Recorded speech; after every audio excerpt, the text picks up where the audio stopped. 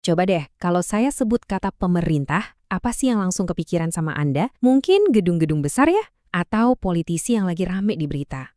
Nah, dalam beberapa menit ke depan ini, kita bakal coba bongkar gambaran itu.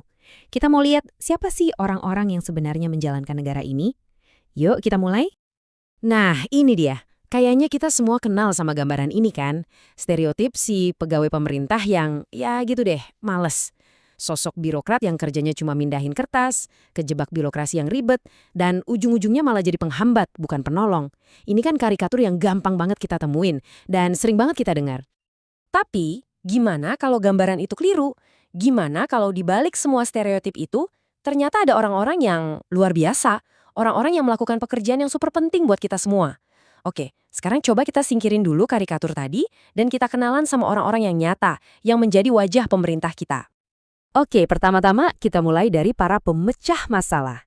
Ini adalah orang-orang yang kerjaannya itu ngurusin tantangan yang ya mustahil, masalah yang nggak akan pernah disentuh sama perusahaan swasta karena emang nggak ada untungnya. Contoh pertama kita, ada seorang pria yang tugasnya, ini beneran loh, memastikan gunung nggak runtuh dan menimpa orang. Namanya Christopher Mark. Dan ceritanya buat jadi abdi negara ini, wah unik banget. Bayangin, dia itu beralih dari mempelajari gimana caranya katedral gotik kuno bisa tetap kokoh berdiri selama ratusan tahun, lalu dia menerapkan ilmu itu buat menjaga atap-atap tambang bawah tanah supaya nggak ambruk. Ini bukan sekedar kerjaan biasa kan? Ini perpaduan antara sejarah dan teknik untuk menyelamatkan nyawa. Terus, apa hasilnya dari pekerjaan unik dia ini? Coba lihat angka ini. Pada tahun 2016, untuk pertama kalinya dalam sejarah Amerika, jumlah penambang yang meninggal karena atap tambang runtuh adalah nol. Angka nol yang besar. Dan ini bukan kebetulan ya, ini adalah buah dari kerja keras Chris Mark selama puluhan tahun. Menerapkan ilmu pengetahuan buat mecahin masalah yang dulu dianggap ya, risiko pekerjaan yang nggak bisa dihindari. Oke, dari perut bumi sekarang kita terbang keluar angkasa. Dari yang tadinya mencegah bencana yang kita tahu, sekarang kita beralih ke misteri yang kita nggak tahu jawabannya. Apa kita ini sendirian di alam semesta? Nah, ini satu lagi masalah yang nggak ada solusi pasarnya, tapi penting banget buat pemahaman kita tentang posisi kita di jagat raya ini. Dan buat menjawab pertanyaan sebesar itu, para ilmuwan di Jet Propulsion Laboratoriumnya NASA, ini lembaga pemerintah juga loh, mereka mengembangkan teknik yang kelihatannya simple, tapi brilian banget. Jadi gini, buat nemuin planet yang mirip bumi, mereka harus ngeblokir cahaya bintang induknya yang super terang itu. Coba deh bayangin Anda pakai tangan buat nutupin matahari biar bisa lihat sesuatu di kejauhan. Nah, persis kayak gitu.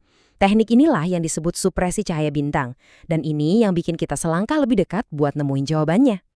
Selanjutnya, kita akan kenalan sama para penjaga yang tak terlihat. Mereka ini bertarung buat kita setiap hari, melawan ancaman-ancaman modern yang bahkan nggak bisa kita lihat pakai mata telanjang. Ancaman di dunia digital, di dunia ekonomi, yang ngaruh banget keamanan dan kestabilan finansial kita semua.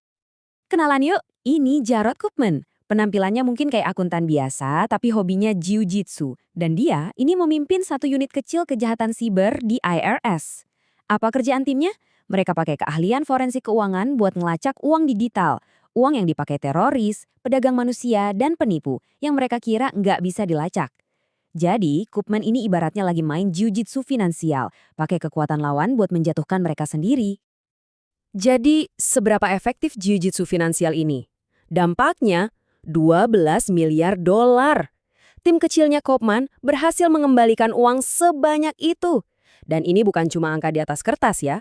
Uang ini disita dari organisasi teroris, direbut kembali dari para hacker ransomware, dan bahkan dipakai buat menyelamatkan anak-anak dari eksploitasi. Pertarungan yang nggak kelihatan, tapi hasilnya sangat nyata. Ada lagi nih pertarungan tak terlihat lainnya, yaitu memahami ekonomi kita sendiri.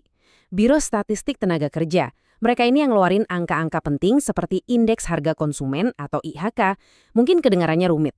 Tapi IHK ini bukan sekedar statistik. Angka ini nentuin tunjangan sosial, kontrak kerja, dan yang paling penting, cara kita memahami biaya hidup. Jadi, mengukur inflasi dengan akurat, itu tugas penjaga yang krusial banget buat mastiin stabilitas hidup jutaan orang. Nah, selain mecahin masalah teknis dan melawan ancaman tak terlihat, pemerintah itu juga soal janji. Sebuah janji yang kita buat sebagai satu bangsa. Janji untuk menghormati mereka yang sudah berjuang untuk kita. Dan janji untuk menjaga sejarah kita bersama buat generasi yang akan datang. Coba deh lihat perbandingan ini. Rata-rata lembaga pemerintah itu punya skor kepuasan pelanggan 68. Angka yang ya biasa aja. Tapi coba lihat administrasi pemakaman nasional yang dipimpin Ronald Walters. Skor mereka konsisten di angka 97. Ini skor tertinggi dari organisasi manapun loh, baik pemerintah maupun swasta. Mereka bukan cuma menepati janji, tapi melakukannya dengan standar yang nyaris sempurna. Dan inilah filosofi di baliknya. Kami hanya punya satu kesempatan untuk melakukannya dengan benar. Bagi Ronald Walters dan timnya, mengurus pemakaman seorang veteran itu bukan sekedar layanan biasa. Ini adalah penghormatan terakhir, momen sakral yang nggak boleh ada kesalahan sedikit pun. Janji ini mereka penuhi dengan presisi dan empati yang luar biasa. Janji ini nggak berhenti di situ, tapi juga mencakup ingatan kita bersama. Di Arsip Nasional, ada orang-orang seperti Pamela Wright yang bekerja keras mendigitalkan miliaran catatan sejarah. Tujuannya apa? Simpel, supaya siapapun, dimanapun mereka berada, bisa mengakses cerita tentang bangsa kita. Ini ibaratnya membuat sejarah jadi milik semua orang. Jadi inilah mereka. Si insinyur yang menjaga gunung agar tak runtuh. Si akuntan yang memburu teroris di dunia maya. Si kepala pemakaman yang memberikan penghormatan sempurna.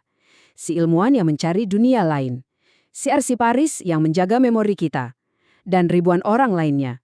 Mereka ini bukan stereotip yang kita bayangkan. Merekalah pemerintah yang sesungguhnya.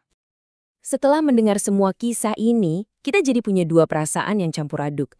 Di satu sisi, ada harapan yang luar biasa melihat dedikasi orang-orang ini. Tapi di sisi lain, ada rasa khawatir. Jangan-jangan kita sebagai masyarakat justru meremehkan kerja keras mereka. Jangan-jangan kita membiarkan institusi penting ini melemah begitu saja.